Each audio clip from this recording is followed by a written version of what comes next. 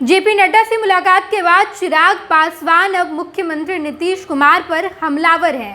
बताते चले हम आपको कि आज चिराग पासवान की जेपी नड्डा से दोपहर में बातचीत हुई। तस्वीरें निकलकर सामने आई जहां पर 30 मिनट तक बंद कमरे में बातचीत हुई है।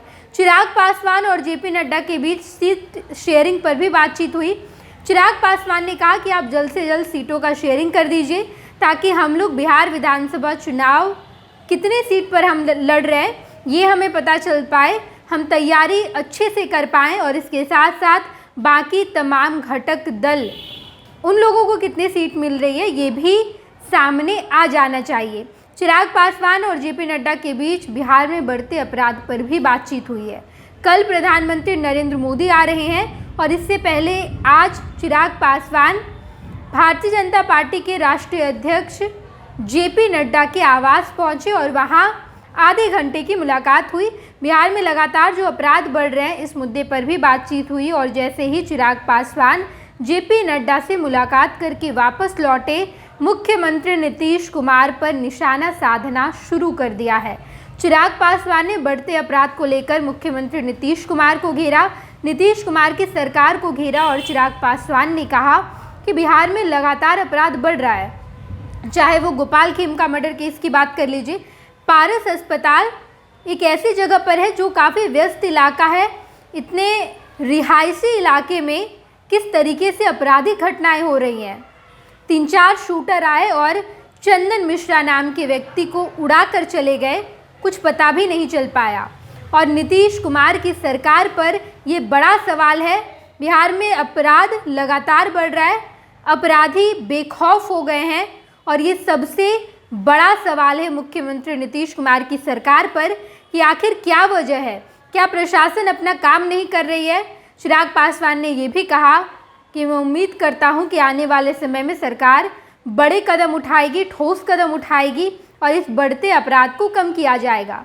चिराग पासवान अपराध को लेकर इससे पहले भी नीतीश कुमार पर निशाना साध चुके हैं और एक बार फिर से जेपी नड्डा की मुलाकात के बाद चिराग पासवान ने मुख्यमंत्री नीतीश कुमार पर एक बार फिर से निशाना साधा। जेपी नड्डा और चिराग पासवान की कई सारे पहलू पर बातचीत हुई, बिहार के बढ़ते अपराध पर और इसके साथ साथ सीट शेयरिंग पर भी बातचीत हुई। लेकिन ये सामने नहीं आ पाया है कि जेपी नड्डा की तरफ से क्या कहा गया, क्या सीट शेयरिंग में चिराग पासवान को जितनी सीटें दी जाएंगी या चिराग पासवान जितनी सीटें मांगते हैं, इन मुद्दों पर बातचीत हुई है या नहीं हुई है।